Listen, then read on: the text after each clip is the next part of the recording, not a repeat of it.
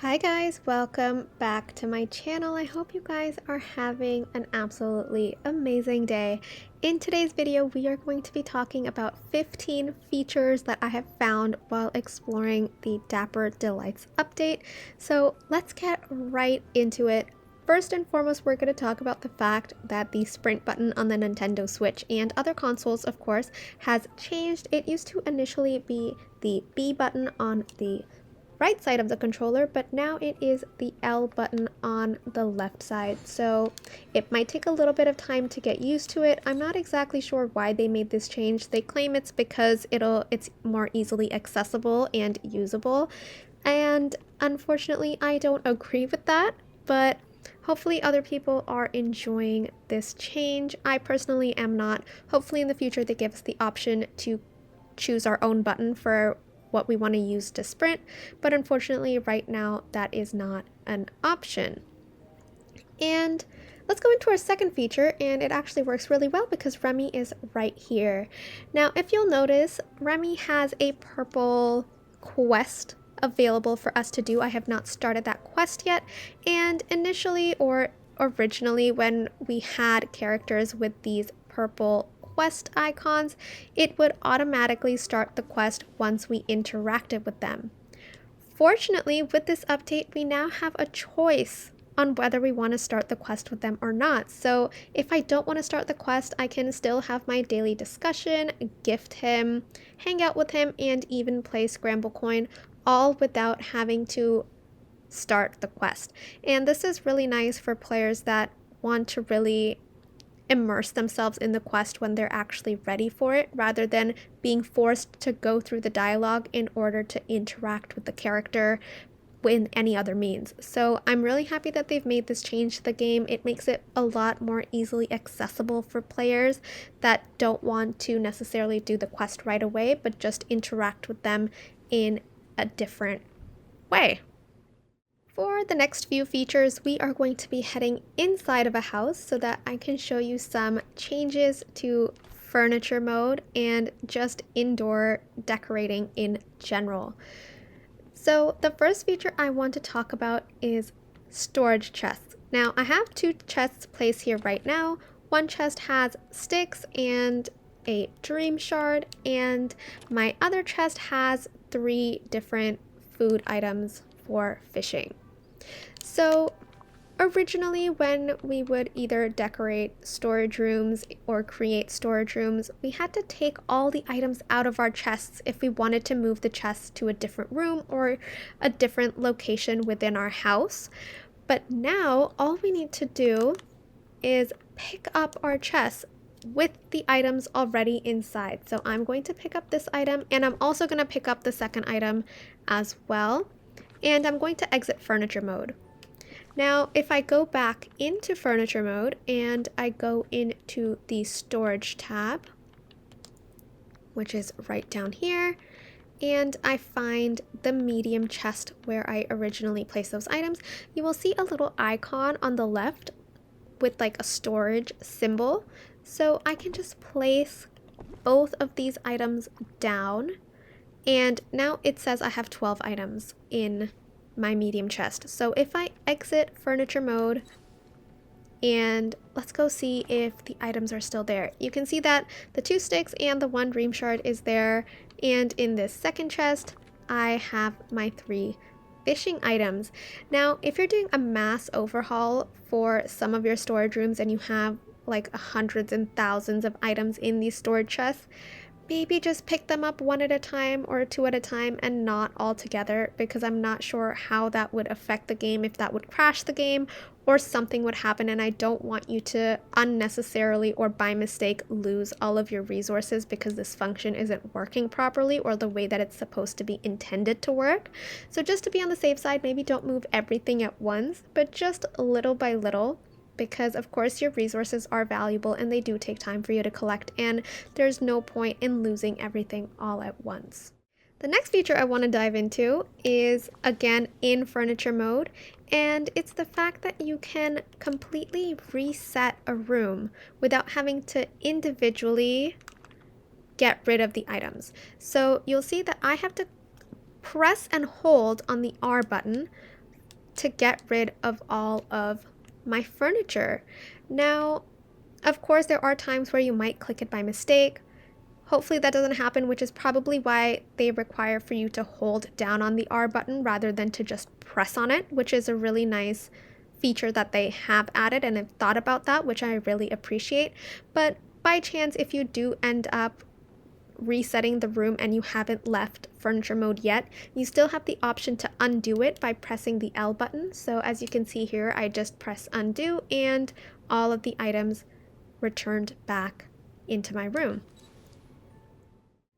The final feature I want to talk about in furniture mode is the fact that you can now, for example, if I go into the all category, I can now sort all of my furniture items. Previously, if I went into the all tab, you would see all of my initial items that I got when I first started the game, and all the new items would constantly or always be at the bottom, and it would take me minutes upon minutes to just scroll all the way to the bottom, especially as a Nintendo player.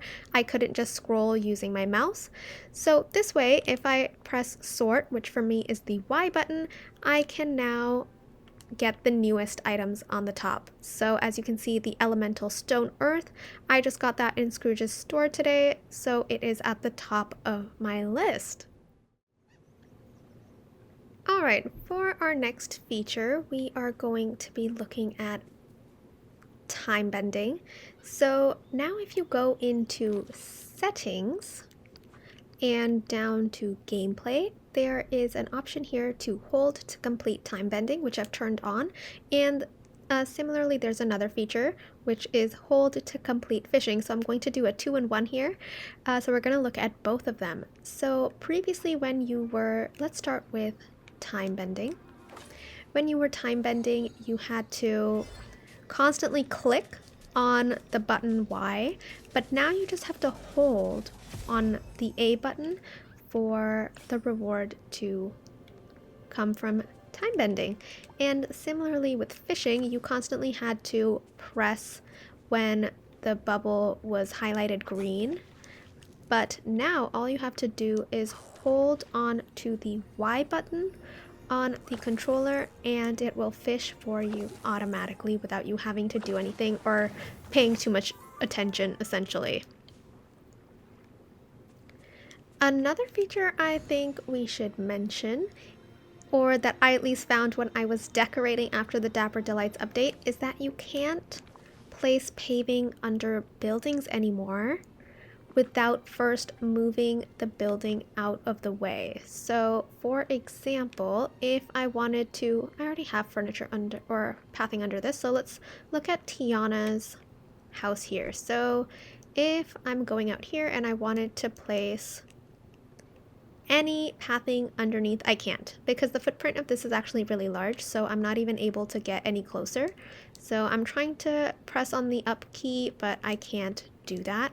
So you can see I can go on the side, but I can't go underneath the house at all. So unfortunately, this is a very sad change that they've made to the game because it makes decorating a lot harder for everyone.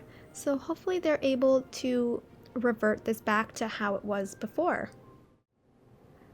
Next, we're going to talk about a change to the cooking, which is that you can now toggle on and off the result animation when you're cooking. So for me on the Nintendo Switch, I have to click on ZR to toggle on and off the skip result screen. So I have it turned on right now. So if I were to say cook some fruits and press on the plus key, it automatically cooks the food for me. So now all I have to do is quickly make as many as I want without having to do barely any work or wait long periods of time. So this is going to make cooking for Star Path and quests so much easier. You can see within like less than 15 seconds, I already have 11 fruit salads right here. One feature that I'm really sad about is the fact that there is now a cap for buffs. So as you can see, I can only have a maximum of 50 buffs for my pickaxe, and this goes for every other potion in the game as well. And I'm assuming the reason they made this change is because if you have a lot of fishing buffs on your fishing rod, you're unlikely to complete star path tasks and other tasks that require you to fish in white spots, because all the white spots would turn into gold fishing spots if you have the buff activated. Now, I hope that in the future they kind of only have the max cap for the fishing buff and not necessarily for all of the buffs, because this means that if you're mining and you want more resources, you constantly have to have the pickaxe potion in your inventory at all times. Let's get into camera mode features. So we finally have 2 new camera positions, and I'm going to show them off for you right now. We've got this one. We're going to take a nice little turn around in this pose, and this one where the character jumps a little bit in the middle as well. So if you're able to capture an image with your character mid-air, that might make a really cool dream snaps as well.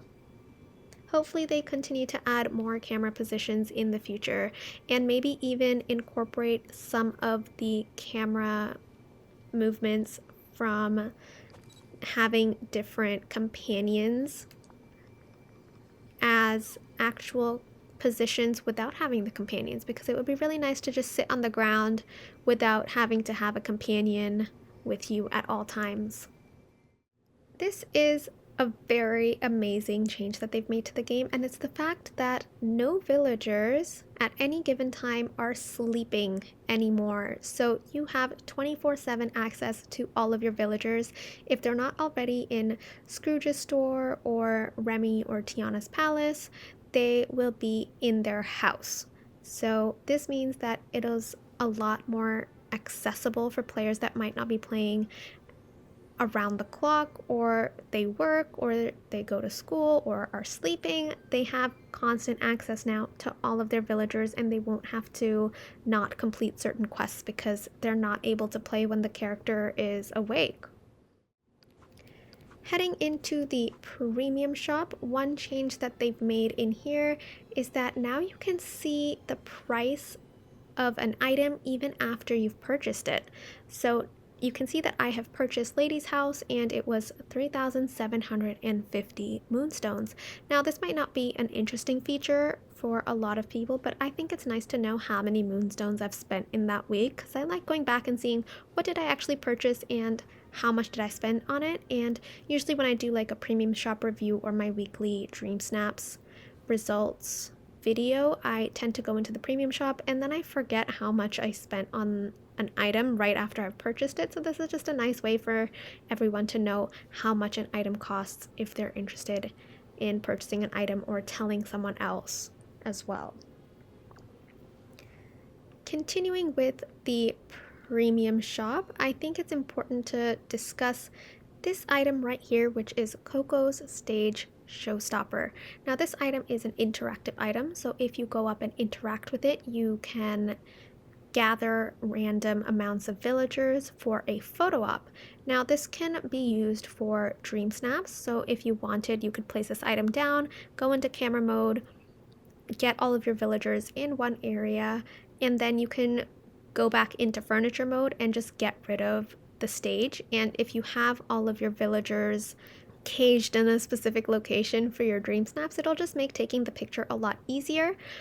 But I have a little work around this. So if you have Ursula's transformation bundle, which I think we can see right over here where you get Vanessa's dream style, you will see that there is also a stage that you get with this transformation bundle, and it works in the exact same way as this Coco stage. So if you don't want to spend an additional 1,500, or you don't want the stage specifically and you're only getting it for the feature and you already have the transformation bundle, I would recommend saving your moonstones and just using Ursula's stage to complete the exact same goal. Last but not least, I wanted to talk to you guys about Belle's character skin. Now, if you noticed, her character skin has been updated and it looks very different, and I can say that it looks a lot better than what it was before. Let me know what you guys think and if you agree with that. I think her face features look so much more defined. It looks very much like Belle now, and you can also see that her shoulders have been fixed as well, because before they were very hunched together and close to her chest, but now they seem to be looking a lot more nicer, and even the color of her dress seems to have been altered very slightly. And her animation looks absolutely amazing. You can see the way she runs. She's very, very nice, and just, it looks very nice. And I don't have any complaints. So if you guys want, I think Belle would be an amazing companion for future Dream Snaps. I think she looks absolutely stunning. And I think this is also a really good place to end on, because those were all of my 15 features that I wanted to share with you guys that I found while exploring the Dapper Delights update.